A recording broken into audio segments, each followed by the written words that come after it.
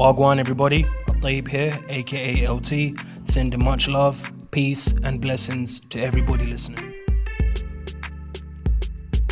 With what's been going on in America, I believe it's had a knock-on effect on black people across the world.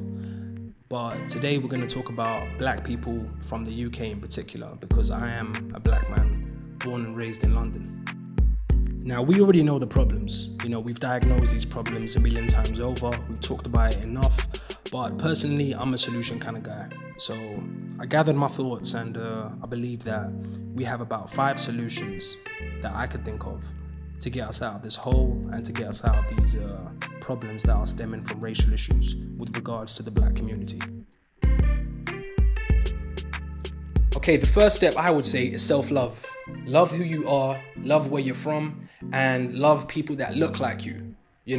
Chances are your parents or your grandparents weren't born and raised in the UK. Where are they from? We call that the motherland, right?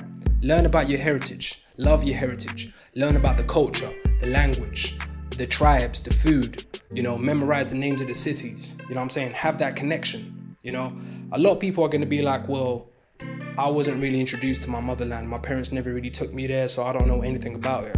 That might be true, but you shouldn't be making that same mistake. If you know better, then you know better. So you have the internet, you have Google, you have Wikipedia, you have all of that. You have all the tools to research about your country just from the comfort of your own phone, not even your own home, your own phone. So self-love, you got to love yourself, you got to love people that look like you. And, if you got the means to, take a trip back to the motherland, see what's popping. Maybe you can start a business, maybe you can make connections there. Network. So that would be the first step. Self-love, who you are, learn about who you are, take pride in who you are and the people that look like you.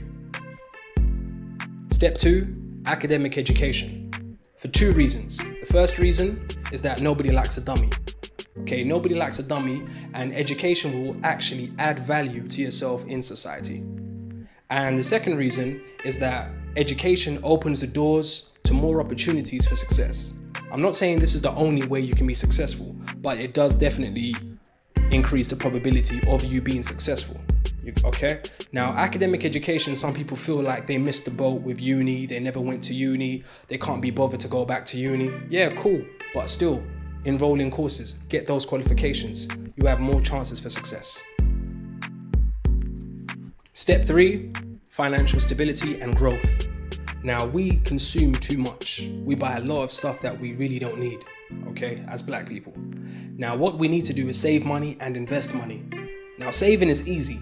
All we got to do is just stop buying shit that we don't need.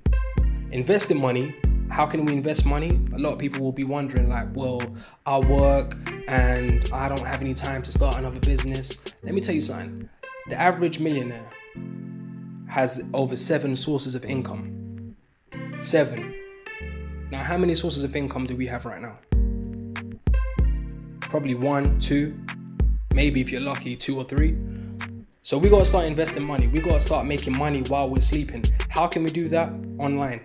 If you just research half an hour every day, just research half an hour on how to make money online, I guarantee within a month, you're probably going to start making money online. So while you're going to work, you're still making money through other ways, legally, just for anybody wondering. And support black businesses as well. Don't let these businesses appear and disappear, fade away. Nah, support them. If you want to criticize them on something they could be doing better, do it in a loving, respectful way, but support them morally and financially as well. Step 4, keep fit and watch what you eat. Really, keeping fit is I can't stress the importance of keeping fit and watching what you eat, because trust me, you'll perform better. From work to education to the bedroom, trust me, you'll perform a lot better. You'll look better and you'll feel better. And I would personally recommend self-defense for black men and women at all ages, because it just gives you that confidence. It just gives you that extra, that extra source, that extra confidence, knowing that you could, that you could defend yourself, if the situation arises. So watch what you eat, cut back on smoking or stop if you can, and just exercise, do whatever you want to do. You know, if you play badminton, football, basketball. But I would personally recommend, whatever you do, I would recommend some form of self-defense. Step 5, be proud to be British. Now, a lot of my mandem will be like, yo, how can we be proud to be British? I mean, we're not anti-British, but it just don't feel right. Well, real talk, you should be proud to be British just as much as the next man. You know how? Because your motherland helped build this country. How? Through labor. Through the labor of people from your motherland. We call it what? Slavery? Yeah. Slaves helped build this country, right? Another thing as well, the resources from your motherland that was colonized or enslaved by the British helped build this country. So you built Great Britain. You had a role in building Great Britain. And another thing as well, there were ethnic minorities in the war. So black people were actually helping the British in the war. Whether it was by force or not, they were still repping it. Some of them died, some of them didn't. But near enough, all of them don't get mentioned. But still, you need to know this.